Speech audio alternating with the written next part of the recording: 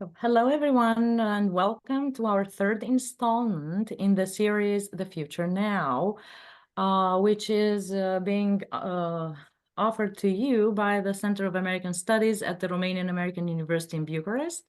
And we asked Dr. Monica Cure to guide and lead this series in a very novel form under the I don't know, within the framework of a dialogue, of an interdisciplinary dialogue.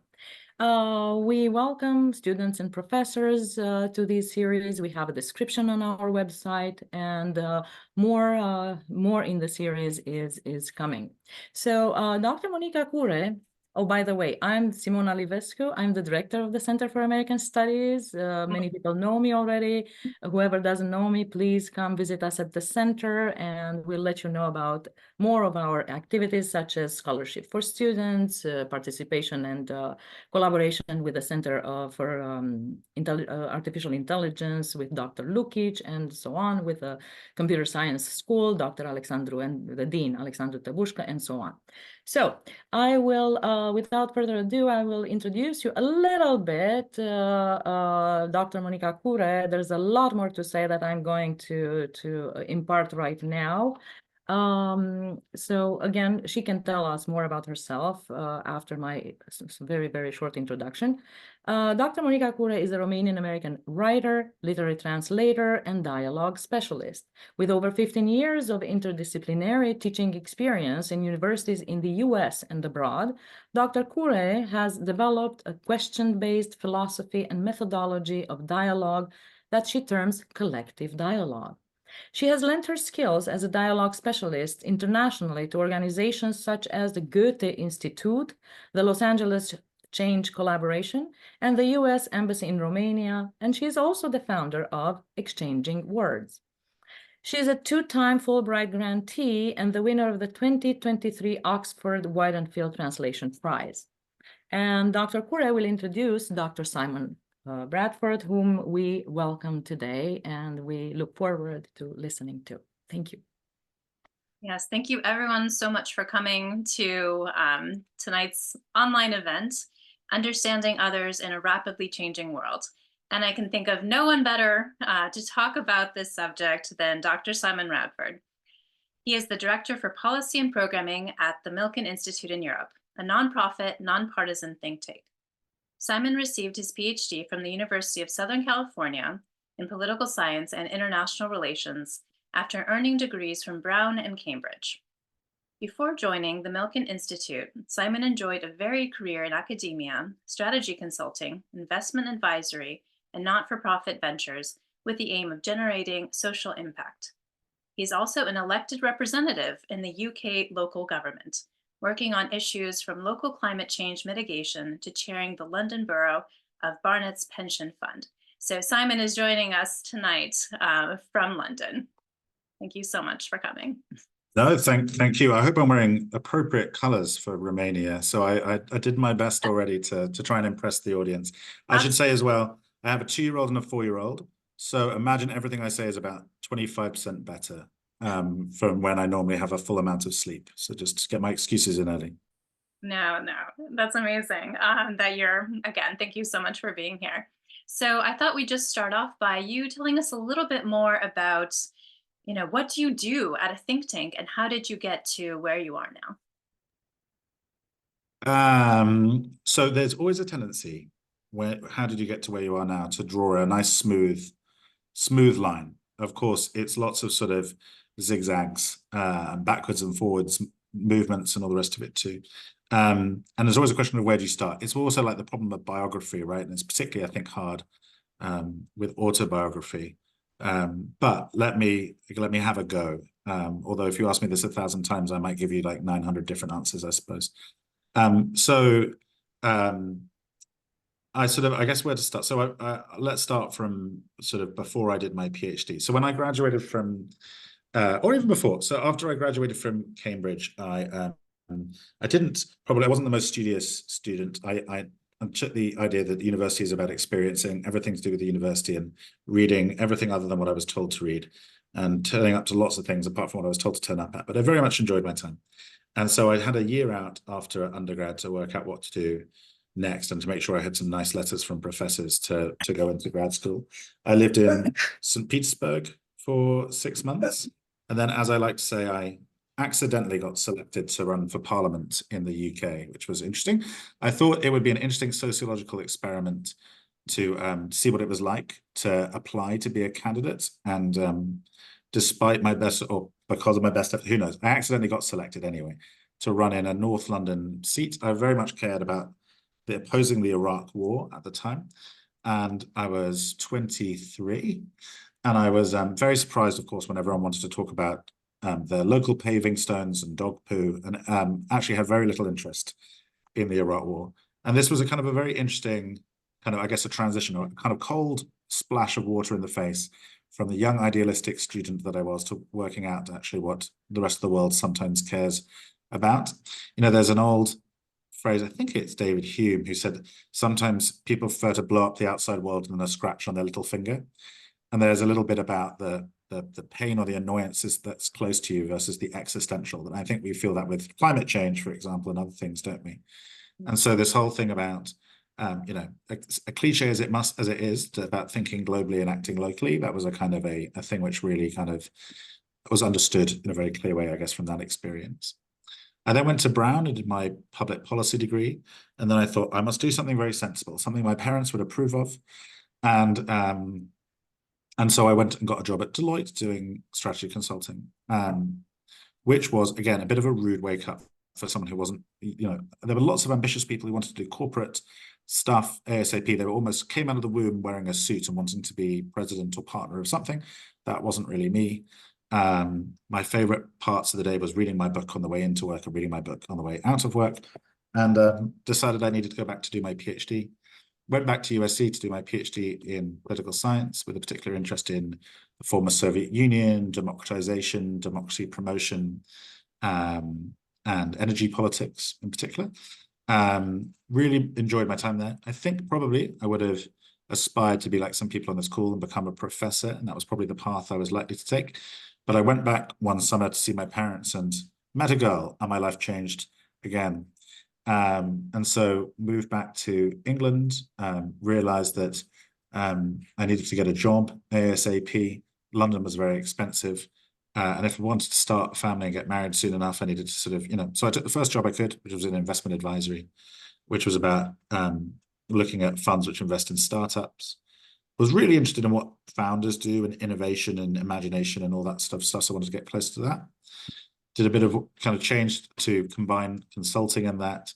Then thought COVID happened. I had my first son, Barnaby, he's now 4, and thought, I don't want to be an innovation consultant. On my gravestone, does it want to say, here lies Simon Radford, innovation consultant?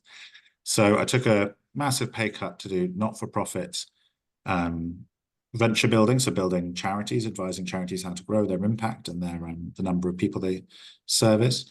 But then Britain's going through a bit of a hard time, I suppose, in terms of the politics and policy world. Everything seems to be breaking a little bit. And I realized that a lot of the problems that the not-for-profits that I was working with and they were trying to mop up, whether it was child's mental health, whether it was dentistry, access to dentists, whether it was the health service, all of this was downstream from bigger policy decisions. So I joined the Milken Institute. Milken Institute is a global think tank headquartered in LA, but biggest offices in New York. And it's kind of combined two things. One, which is growing a not-for-profit. So we started off 2 years ago with 2 people. We're now at 15. And the second thing is trying to have an impact on policy. And there's sort of 2 main things there. It's a very long-winded answer. Anyway, sorry. One of which is, you know, doing the thing that policy people do, writing nice PDFs about important things. But the important thing is that it has this really wide network of people from the investing world, from the policy-making world, from pension funds, from philanthropy, from da-da-da-da. And so they feed into our answers, as well as people we convene to discuss our answers. And so it's a slightly different approach, I think, sometimes to academia, where without meaning to offend anyone, a lot of the time I would write journal articles where I'd be surprised if anyone read it. Not sure even my parents read my dissertation. Whenever I get a new citation and it comes through Google, I get very excited. But nonetheless, having the health secretary in the room where you've done some health policy work or whatever, hopefully, you know, the ripples of stuff which go out from that is more likely to turn into a wave, I think, certainly than my ability in academia would have allowed me to be. But at the same time, you know, you can try and change the discourse, try and change the attitudes, try and, you know, sort of persuade people to change policies. But, you know, sometimes if you can't beat them, join them, right? So I thought when we bought a house and we were very embedded in our local community, I felt an itch, a calling, a vocation to do something to make it the best possible community or place to bring my kids up in, to pull my weight, I suppose, in my community. And so after having some not terribly agreeable interactions with my local councillors, decided that, you know, that local element, that being a local councillor could be a really satisfying, effective thing to do. We can talk a bit about the highs and lows of that. But then the other thing, I guess, was using a bit of my finance background to invest our pension fund. The pension fund is for everyone who works for the local government, including some local teachers, people who do catering in schools, librarians, some people who work for the local university, Middlesex University, which is in our borough. We have about £1.5 billion. And so we have an opportunity to both invest that to pay back pensions for all of those people who have worked very hard and need us to pay them a pension when they retire, but also hopefully think about how we can have more social impact when we do it too. So I've been thinking very hard about how do we make the pension fund net zero? Is that actually the most environmentally friendly way to do? Is there a way to invest in health prevention so that actually we are paying pensions, but also improving people's healthy lifespan and other important goals? So let me stop there because I've already been talking too long, but hopefully that gives a bit of a... This is fantastic. And I have to say, you know, you said this is not going to be a sort of linear story, but I feel like it all connects so well. I mean, really from beginning, you know, your earliest experiences as an undergrad where you were valuing experiences. And that's very much how I came to know you at the University of Southern California. You weren't never just that person in the ivory tower. You were always wanting to see, how does this matter? And willing to really go outside the box and go have those experiences. So I think that's very clear. And then, of course, your background doing financial consulting. I mean, that's very clearly, you know, now being part of what you used, and your time, you know, doing your time in that environment also, I think, makes you much more relatable when you are doing work at the Milken Institute, talking to those people, you know, their language, you know what they're interested in. And I think it's just amazing how it all fits together. And then, as you said, you're calling, right? You're actually then really on the ground, not only getting this information and being able to write these reports, but you're actually able then to help make those decisions happen. So I think it's an amazing story. I do. Thank you. Yeah, I'll write the book. We'll see who buys it. But that's Yeah, I am looking forward to it. Absolutely. So tell us a little bit more. I think I'm curious myself in terms of the think tank. How does, you know, the think tank, how do you feel like the Milken Institute actually affects change? So there's this information gathering, as you said. I mean, just even the ability to bring leaders into the same room and get specialized information, I think, is a really important part of having, um, you know, good policy creation. But how else do you see the Institute's work actually affecting change? So I suppose there's probably, I'm trying to think, 3 or 4 different mechanisms, I suppose. And, you know, when I was in the not-for-profit world, we talk about theories of change. In political science, you call it process tracing. How does what you do on this end actually affect a change on the other end? And I think a lot of the time people don't think that through, or they think, oh, you know, very clever people cleverer than me have written a very interesting paper and put it up on their website on a PDF. And, you know, I know God works in mysterious ways, but it'd be very mysterious if enough people read it that it happens to make a difference. So we have a slightly different way of doing things, I suppose. We hold regular kind of very high level conferences. We just finished one in our global conference, which is in LA. You may or may not have read about it in the media, but, you know, it included, you know, Bill Clinton was speaking, and Elon Musk was speaking, and David Beckham was speaking. Who I think was once actually probably put out of a European tournament by Romania, but we won't get into that. Who else? Lots of other sort of basically big. Milei from Argentina was there, President Milei. So lots of sort of high profile speakers. There was also lots of panels. And if you go on the website and look at the panels, there's, you know, I moderated one on essentially on different sort of ways that organizations should think about how they innovate. Kind of almost the sociology of knowledge and innovation and creation, which was really interesting, particularly actually because we had almost an entire panel of Europeans, and a lot of Americans think that we're just like a nice museum for them to visit. We don't do innovation, but of course we do. And there's lots of really great Romanian unicorns, like UiPath came out of Romania, isn't it? And there's a massive company. So it was nice to be able to talk about that. So in terms of what we do, we potentially look at finance, how to use finance for the wider good, health, and that's everything from public health to how do you have more efficient and equitable trials so that we can get from discovery to getting treatments into people and making a difference as soon as effectively as possible. We do work on food as medicine. So actually sort of now lots of people are talking about and feeding change. So we're looking at food systems, access to healthy food, nutrition, etc. And then also healthy aging. So obviously sort of lots of, especially I think in Europe, right, we have one of the great successes actually is that people are living longer. And I think sometimes we talk about it like a burden, but this is a great thing. The question is, how do we allow people to enjoy the fruits of that while being healthy and financially secure? So we help them think through how to grasp the most of that opportunity. So that's in health. And then the last thing is strategic philanthropy. So lots of the people in this world, Mike Milken, who's founded the Institute, sort of created a whole asset class. Lots of the people who work for him are now heads of big financial institutions, and a lot of them get to a period of their time when they think, right, I want to give all this money away, but they want to do so effectively. So we do lots of work with foundations about how can they optimize their work, but also with high net worth individuals about which issues do you care about and how do you move the needle? Let's see who's doing what already, where is there white space which people aren't funding stuff? How do you reach the most interesting researchers on particular issues and get to them so they can give them the funds they need to really sort of make a difference? How do you do so in a more effective way than traditional grants and other things? So that's the sort of areas we work in. And we do that through both our big global conferences, and we assemble people to speak on these public panels. There's also private panels, which are under Chatham House rule. So, you can talk about what they're about and maybe who attended them, but not quote directly. And often that's about trying to get people to speak freely and openly about some contentious issues. So, you can do everything from, we do some geopolitics stuff. It could be, what is the future of the Ukraine? You might have a very different conversation in a public panel than you would in a private panel. How do we do climate financing? People might have a slightly different take privately than they do publicly. So that's the second type. And then the third type of kind of convening we do tends to be smaller roundtables of 25, 26 people, sometimes regionally. We do regular ones in London around a particular person or theme or topic. So we had, Martin Wolf, the FT economics correspondent, talking about, how do we save liberal democracy and what's the role of finance? Is it helpful or not helpful, and how does it change?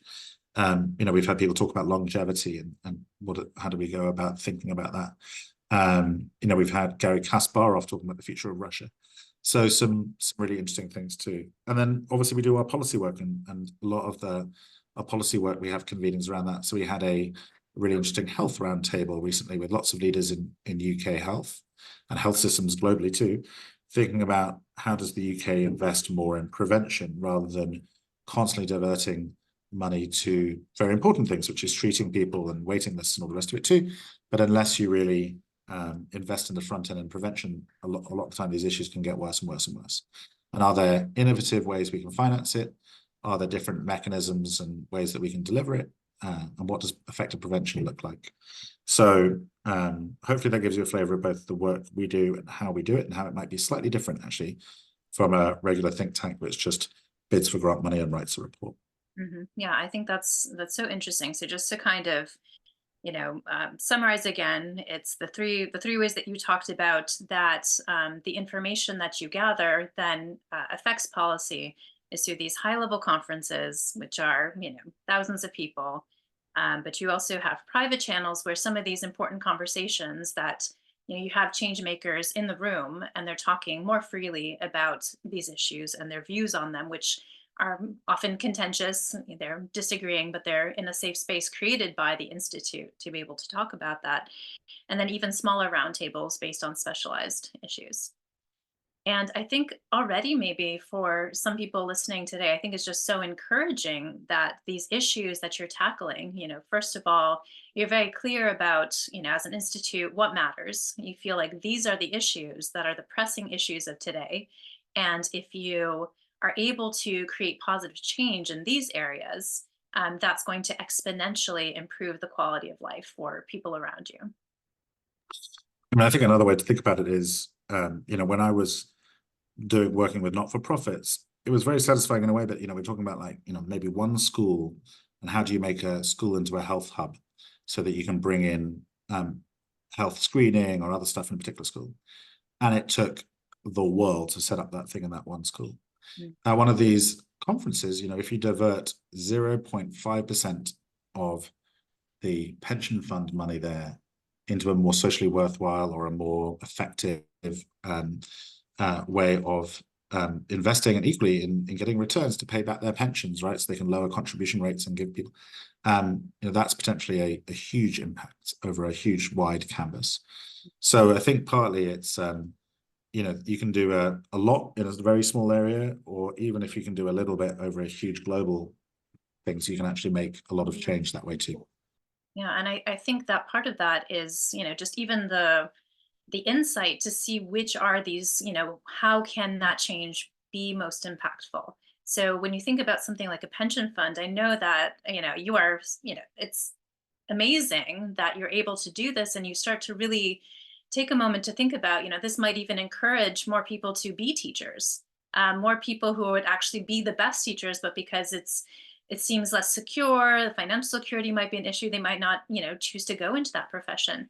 So something as maybe unsexy as a pension fund, nobody wants to think about, like end of life, those kinds of things, but it really, your ability to see that is so important. And I think that might be, yeah, maybe the first question in the sense of, something perhaps practical. I don't know, you probably just do it so naturally from all your years of experience, but what kind of advice would you give someone about how to identify the topic or the area that would create, with the maybe the least amount of effort to create the most amount of positive change? I mean, I think this is maybe some more generic advice, but I think it probably applies to this. So I think there is a couple of things. I think I've tried a lot of times in terms of, this is maybe where it was more zigzaggy than straight line, where I thought I should do X or I should be Y. And I think thinking about how should I like to spend my time, and what should I put my time to, is a much better way of thinking about it than what should I be. So whenever I'm telling students or telling people early in this stage of their career, when they go, I want to be in investment banking M&A, and I was like, well, why? And they're like, oh, well, it's very prestigious. And I'm like, right, well, what do you think they do? And sometimes they struggle to be able to actually say what a day in the life of an M&A, what it looks like. So I think there's both, like, is there a topic which you actually care about? There's any number of causes that are really, really important. And as you say, like, giving people secure retirement is a very noble, great cause. So is peace in Ukraine. So is racial understanding. So is da, da, da, da, da. If you try and tackle them all, you won't tackle any of them. That's definitely sure. So I think what do you read when no one's looking? What are you passionate about is obviously a great place to start. And then the second thing is, well, how should you do it? So if I say, well, I think it's really important to be really good at financial accounting, like, I'm not great. Financial accounting is not a passion of mine. I think work out what your strengths are. I think Gallup do this thing called Strengths Finder, which we did as a group internally here, which was really interesting.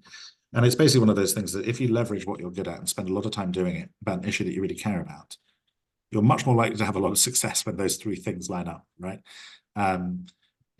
My forehand's a lot better than my backhand. I could spend my entire time trying to use my backhand, but actually I'd probably win more points if I just use my forehand when I can, or whatever it might be, right?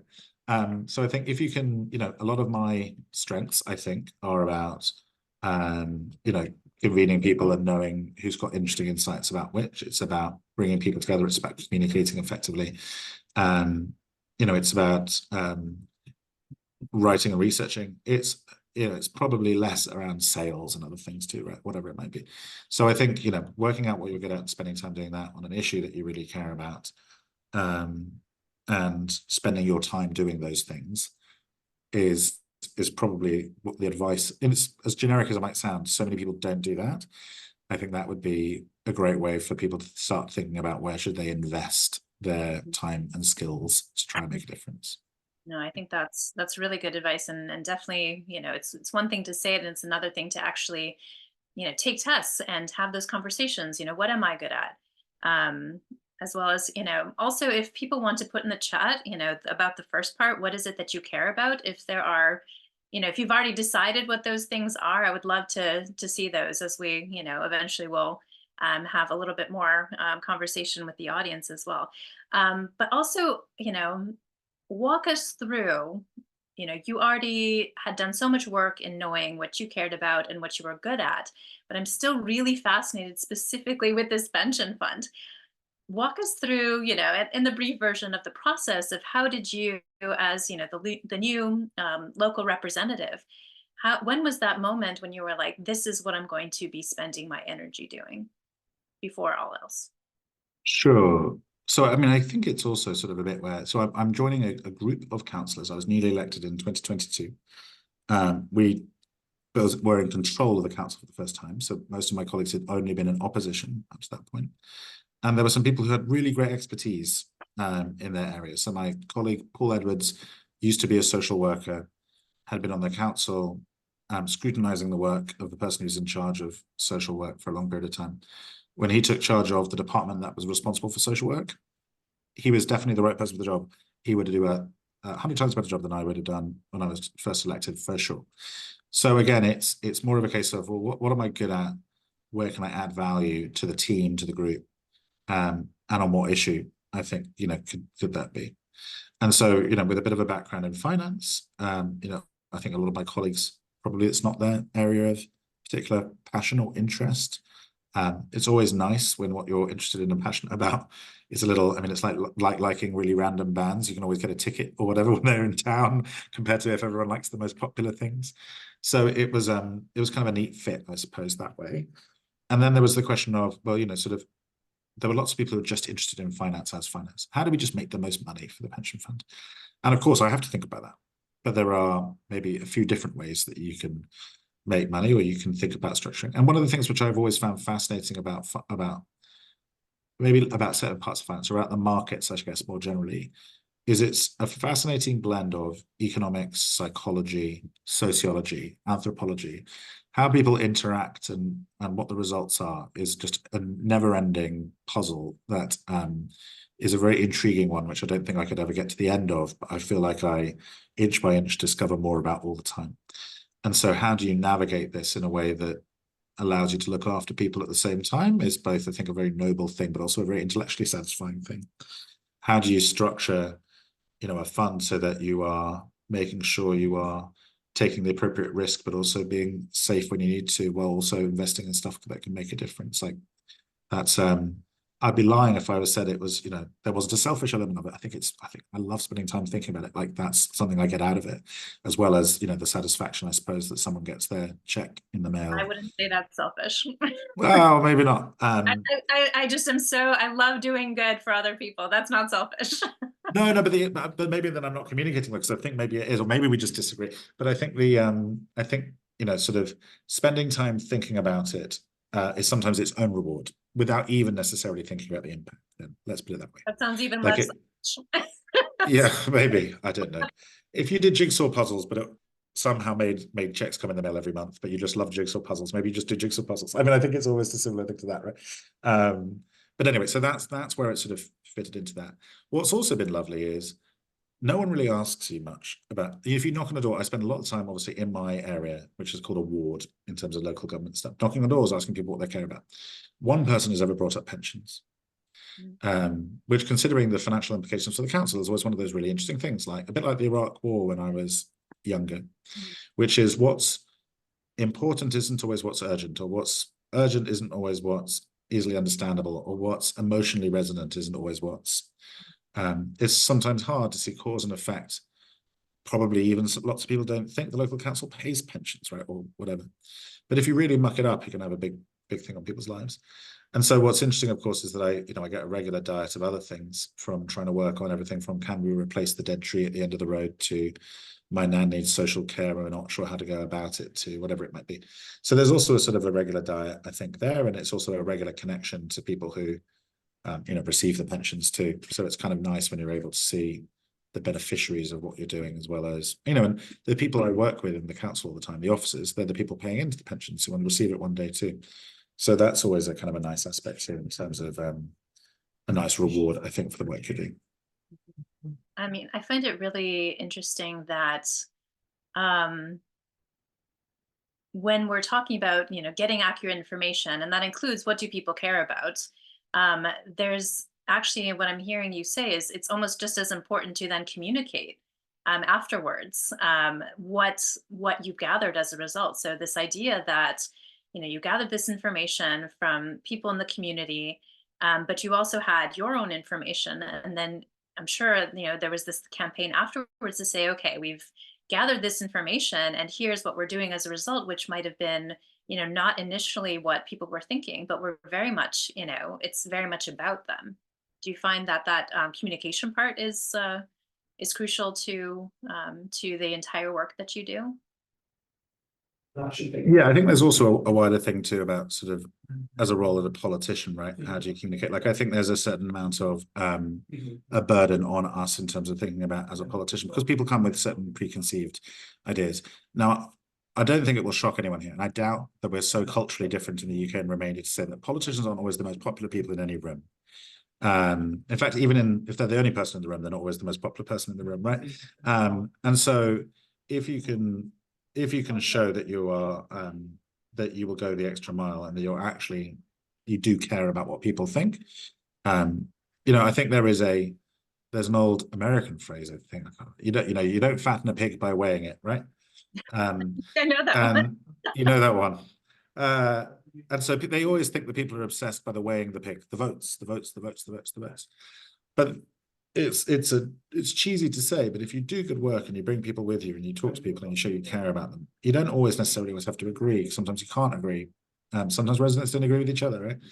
But if you sometimes people think I have a massive staff and it's my day job. It's not. I do it outside of work, and we have a very small allowance to help pay for some of our expenses. It doesn't normally cover that. But I think when you knock on the door and just say, hi, my name's Simon, I'm your local councillor, I'm just wondering if there's anything I can do locally in the area, like, is there anything I can help with? They're a bit sort of surprised. But I think there's a certain amount where we don't live in a kind of Athenian democracy where everyone takes part. You have a representative democracy, but you want to try and close that gap as much as possible. Show that politics is not something that is done to them, but is done with them or for them at the very least.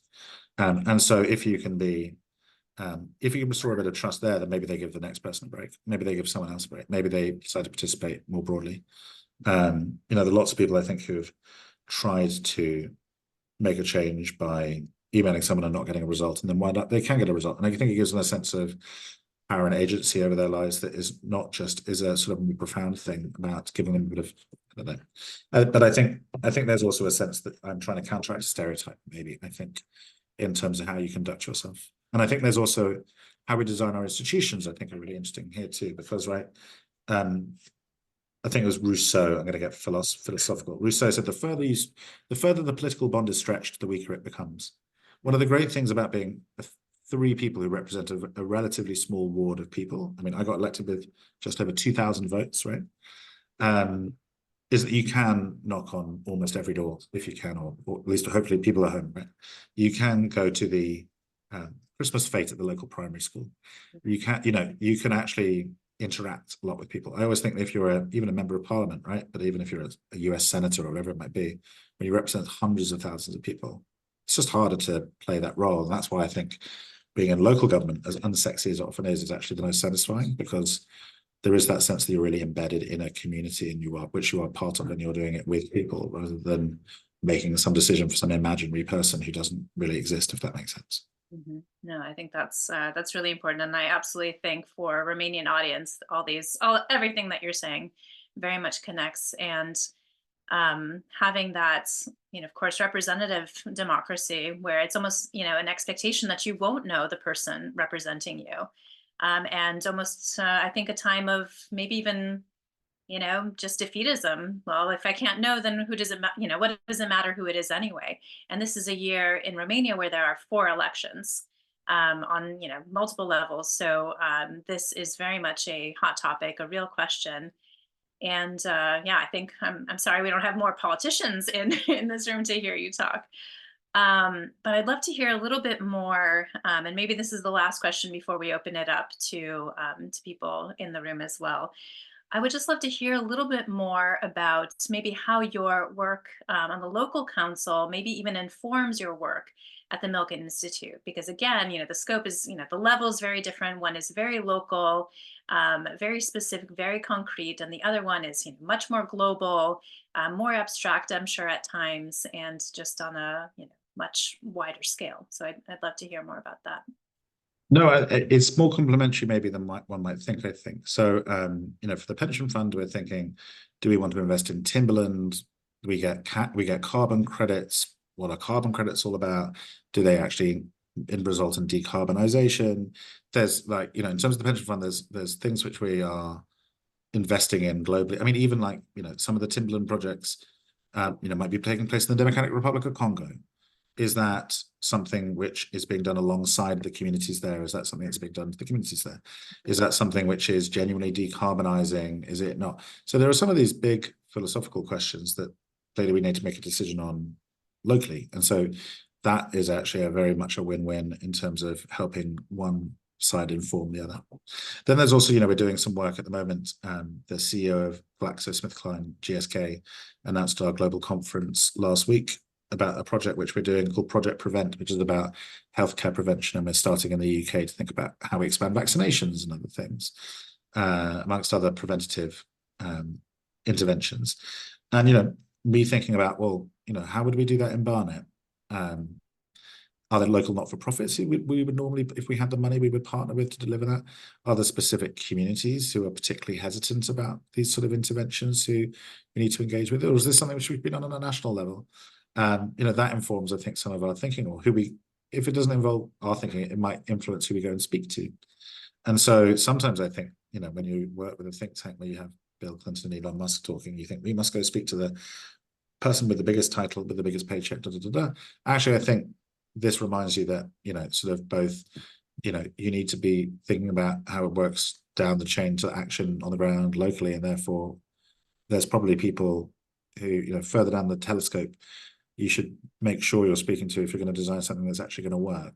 So in that sense, I think it's really complementary. And, I think it's also one of those things, to be honest, that, sort of, I've, as I said, maybe in my biographical sketch to a certain extent, I've always got this sort of that think global, act local. If I wasn't doing the local stuff, I was just doing the global stuff, I'd be like, I think there was something missing and vice versa, I think. So if nothing else, it gives me a sense of whole person, a holistic sense of being able to work on stuff that I care about. Where it joins up, it's even more satisfying, right? But even if it doesn't, if you can spend a bit of time in a day thinking about that and a bit of time thinking about the other, then you don't have any other, you don't have any regrets, right? Or other issues, things to scratch. Yeah, no, that's absolutely, I think, amazing. And really, I mean, that is such an important insight, um, that it really goes both way. I mean, the fact that you're able to see in this very, very local issue, the fact how, worlds, in something like investment, it always expands and expands and expands. Even if think it's just this one small fund, but actually, as you said, it has connections with what's happening in the Congo. And as you said, vice versa too. If you're thinking about these big picture issues but never understanding how that would actually affect the local, you're missing out on so much. So working to expand your thinking in both directions is what's needed. Whereas I think people tend to, maybe if they focus on either, are really only focusing on one direction. And I know I said I was going to open it, but I really just would love actually first, which do you think is more lacking currently? I mean, you obviously are speaking about a UK context, but if you could pick one to just improve the skills of 2 million people in this kind of thinking, either the local effects of the big picture or the big picture of the local context, what would you pick and why? Oh, that's like saying which my two boys do I love the most. That's a hard one. I think there's maybe I'll go local. I think fundamentally, if things to work, they need to be designed from people out. And then maybe you can scale it, right?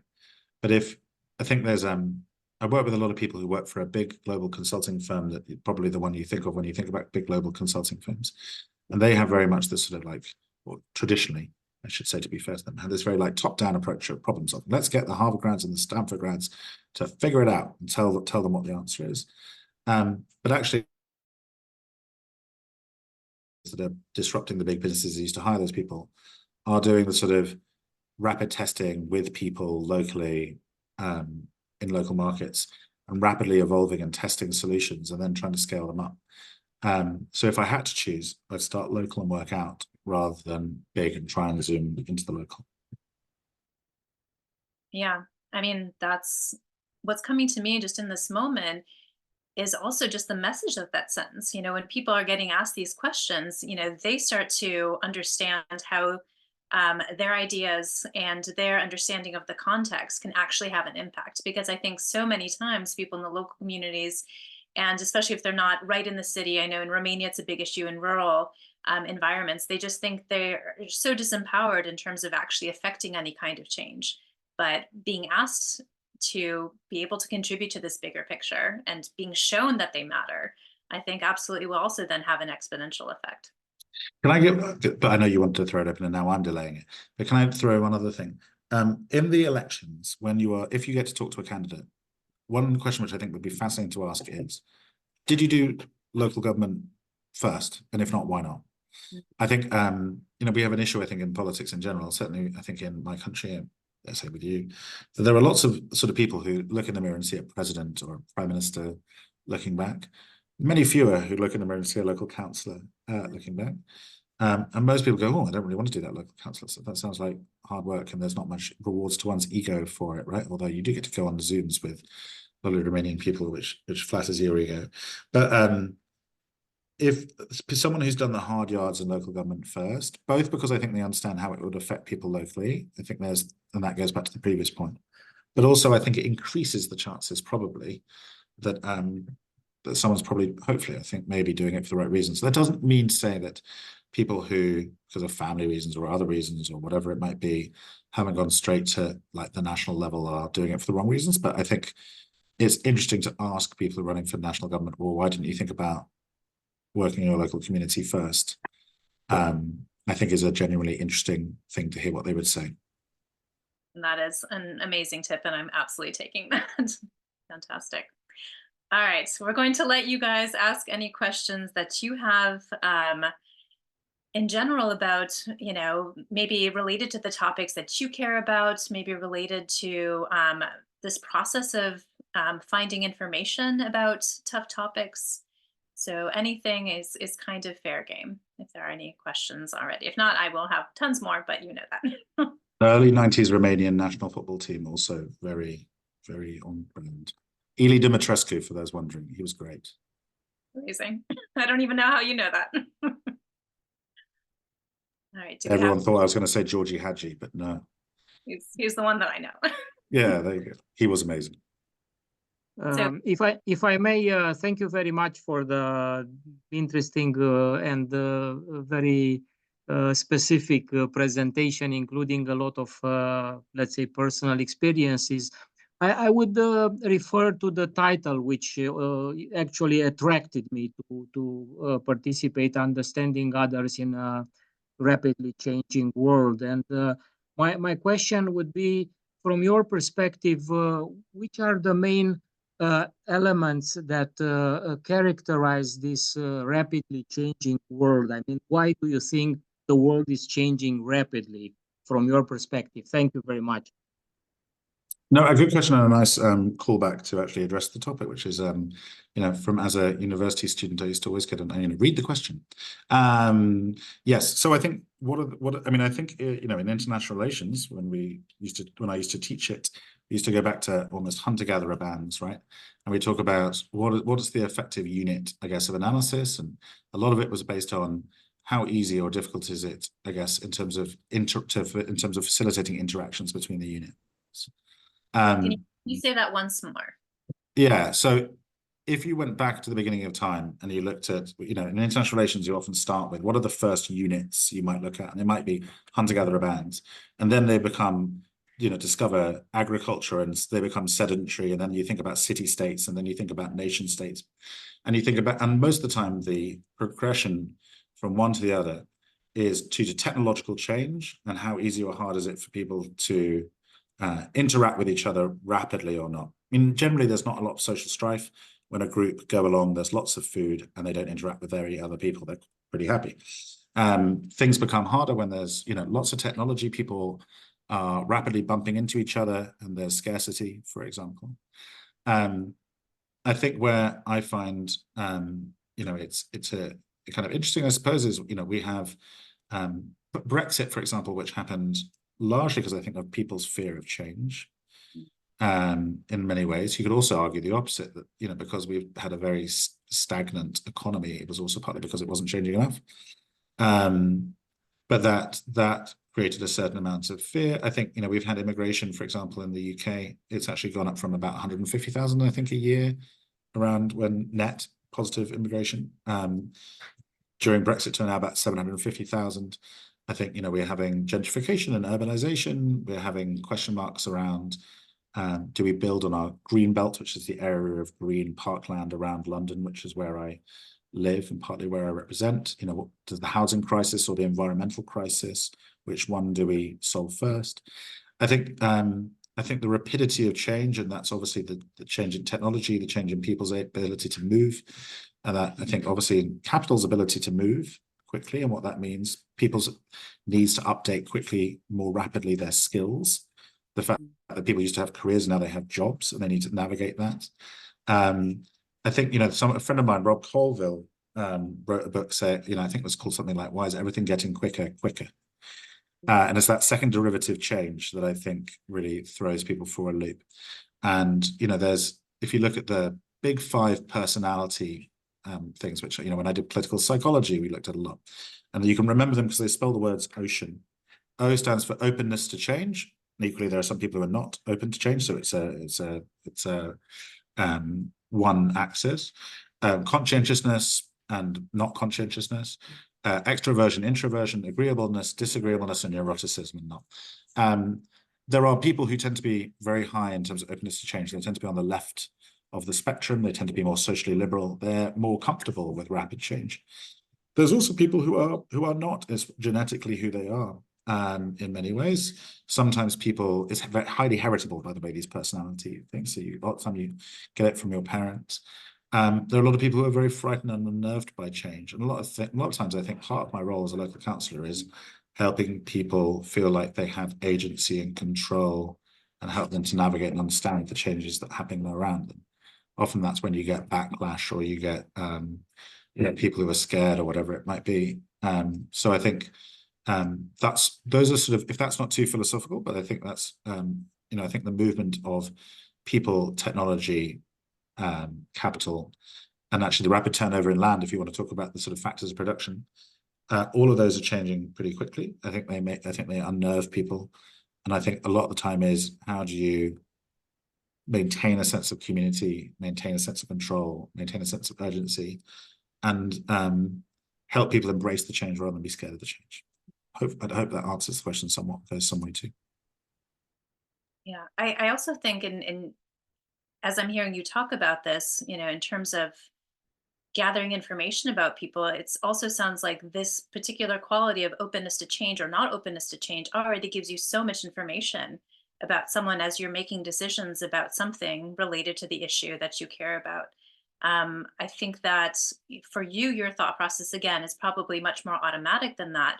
But having these certain categories in which you are also just trying to see where people fit is maybe a cognitive shortcut to understanding something that's complex, maybe somewhat quicker, or knowing what's a better approach when talking to someone more quickly. Yeah, I mean, I think there's a difference between pandering, which some politicians do, pretending that you've always agreed with the last person you've spoken to, but also trying to meet people where they are and understand how they see the world, and then try and explain it as though you're sitting down beside them and looking at the same thing, as opposed to staring at each other.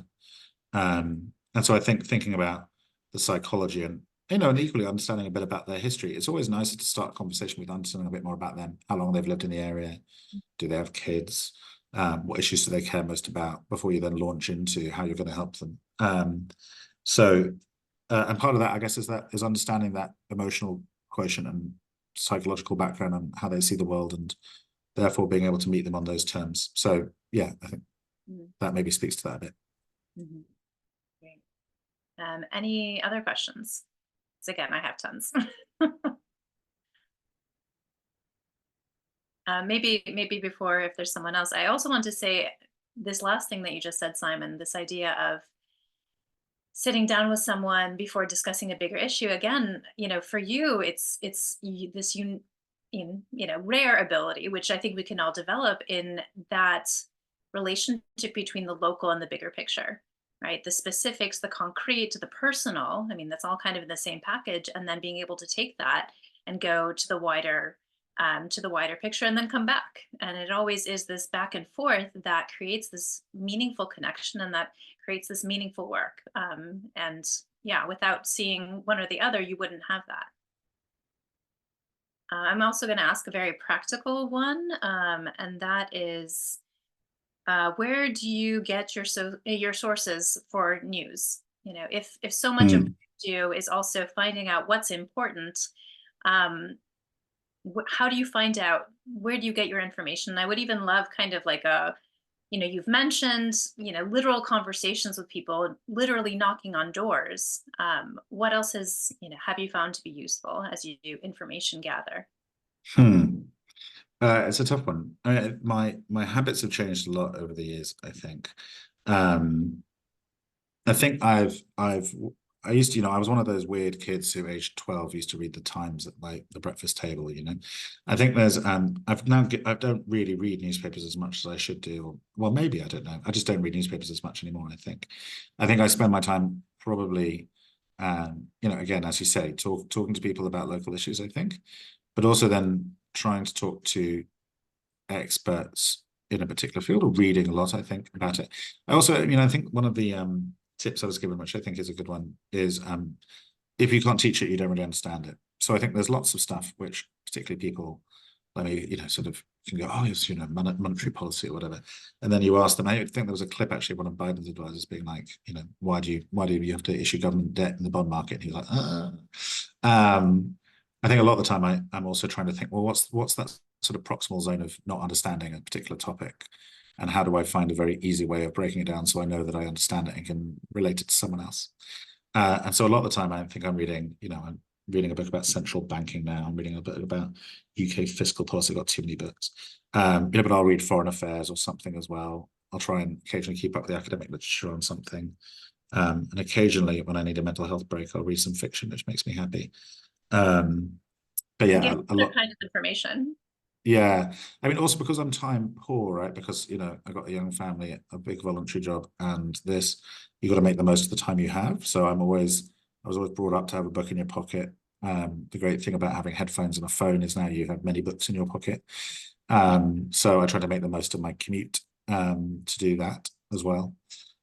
So I think that's where I get a lot of my information. And then if it's breaking news, of course, then I'll use the BBC News or whatever it might be. I think Twitter drives me slightly mad. I think, sort of, we talked a bit about dialogue and all the rest of it too. I find Twitter a bit of a dialogue of the deaf. There was someone wrote a thing called that social media is essentially status as a service. And so I think there's a lot of people trying to assert status on social media, which I find a bit draining. That being said, if you're looking for how people feel about stuff, or just reporting back, because one of the difficulties is knocking on every door takes a very long period of time. So if you can find Facebook groups where you can tell people about what you're doing, or Nextdoor app, or whatever it might be, that's always a helpful way of trying to close the loop, I suppose, between you told me X, I did Y. So I tend to also both post there about, report back, and be accountable to people through that, but also occasionally, obviously, you pick up a lot of local intelligence too. Yeah, so I'm hearing you say you really have a variety of sources that you use, from the very kind of, person to person to high academic to, what's in the national news media to, potentially social media. So I think that actually, I'm sure works well to also just getting a cross section, because again, if you were to only read academic literature, you'd be missing out on really important information related to the topic. But then, of course, if you were only to go on Twitter, that would be terrible for having that be your only source. Yeah. Oh, sorry. Yeah, but maybe we should talk Oh, about what people want me to talk about. So we maybe we have can answer we the have questions two now. more questions, and then we'll let you go, because I know you have important council work to do after this. So let's do the two questions that are in the chat. How does online communication help us better understand people from other parts of the world, and how relevant is that? So very much related to what we were just talking about. I'd be curious to actually know what everyone else says about this. I'm not sure it does help us understand other people in the other part of the world, social media, actually. Do we think, for example, that, understanding empathy and whatever about Israel-Palestine has been particularly brought forward by social media? Probably not. I think where there's a low salience issue and low stress, I think there are people who chat to people online, like actually have a dialogue with people from other countries and talk about, again, getting to know them a bit. You could start off with what music are you interested in, da, da, da, da, da. I think it's less about people are from than what tools you use, because there are plenty of people who don't know, let alone from other countries, don't know, I even understand people down the road from them, right? And so I think it's more about the how rather than the who or the what. And so maybe joining up this with actually almost what I was going to say anyway, right? Which is, I think you've got to approach things with both kind of humility and skepticism. I think one of the big things which was different to being in my early 20s is when I thought, I had read lots and was very smart and was here to save the world, was I realized I'm actually a total idiot, right? In terms of the amount of knowledge that it's possible to know is infinite. The amount between my two ears is very, very, very limited.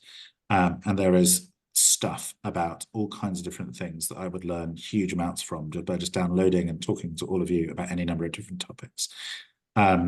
Equally, sort of, we should approach things with not necessarily skepticism, but we shouldn't be like naive, like the idiot from Dostoevsky or whatever, where we assume that everyone who has said something must be knowledge that should update automatically what we think before. I think sort of knowing the frailties of human understanding, including your own and others, is another way of going too, right? So I think having that humility, both in terms of what you know, but also in how you can understand what you don't know, is a.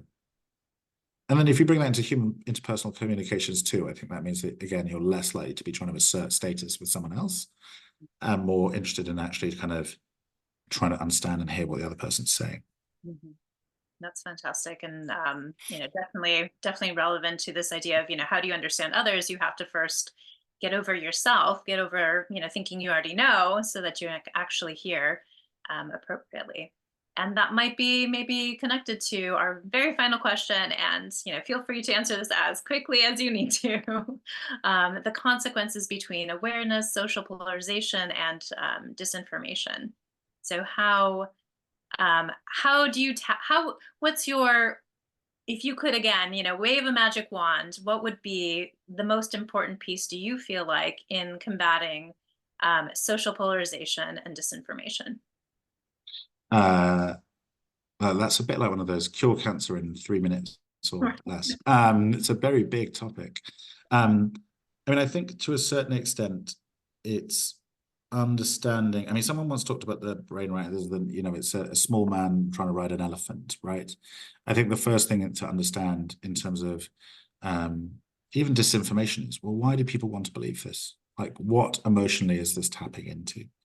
It's not trying to correct people with facts. Understand? I don't know if everyone here grew up with parents who got on all the time, but there's the kind of cliched as it was, a lot of the time my mum would come home and be like, I had a really bad day. My boss said, da, da, da, da. My dad said, oh, did you think about saying X? Like, that's not a helpful comment. Just say, I'm really, really sorry that you had a terrible day, right? And then tomorrow, if you want to talk about stratagems or whatever, you can. So I think, first of all, understanding where people are emotionally coming from. Two, I think realizing that a lot of the time, especially online, in terms of other things, there's a lot around status and how do people build status, and whether that's I'm going to be more disrespected. I feel I'm going to show that I'm more disrespected than someone else is disrespected, or whatever it might be to build status, or whether it's I actually know everything and I'm going to tell you that I'm really knowledgeable about everything as a way of building status. I think a lot of the time, because there isn't that human element, internet discussions would turn into essentially status contests, and I don't think status contests actually get us anywhere towards understanding, particularly unless you can kind of change the rules of the game, possibly in terms of how we interact with certain rules or ways of doing things. And so I think ultimately it's trying to see the person behind the person, and that tends to be better in person over time with regular interactions, right? I have a Trump supporting uncle who I love to bits. It's much easier to understand the way he is where he is because I know my mum, I know my grandparents, I've spoken to him a lot of times, you know, to understand all is also to forgive all, right? So it's much easier if we stop thinking as people of we're kind of misunderstanding people as symptoms or as archetypes, as opposed to trying to understand what drives that. Maybe I don't know whether that answers the question, but it was a good question, and I don't have enough time. I haven't given enough thought. Sorry. No, I mean, what I'm hearing is, if you could magically have everyone feel respected, that might be the first thing. If this was no longer about so much of our behavior being motivated by the need to prove something to somebody else about who we are, then that would be the beginning base for combating something like disinformation. Emotional safety, or in fact, generally safety, whether it's physical, financial, emotional. So if you could wave a magic wand with all that stuff, then I think people would generally collaborate and be a lot more respectful and happy and not scared about doing so, for sure. I think that's a good way of thinking about it. That's a huge takeaway. Thank you so much again for joining us. We'll let you sign off. Thank you to the Romanian American University, American Studies Center, Simona, and also Cristi for tech support, and all of you for coming. This has been absolutely wonderful and really illuminating. Yes. I need to say thank yous. Thank you, Monica, for great questions. Thanks for those who put in the chat really great questions. Thanks for those who have put up with this for so long and listening to me. I'm very grateful, and it was a great honor to be asked. So thank you for hosting this and allowing me to come and talk to you, with you. I appreciate it. Thank you very much, Dr. Radford. All the best to you, and please come back in the future. Visit us in person at some point. Thank you. Thank you very much. Bye-bye. Thank you, Dr. Kure.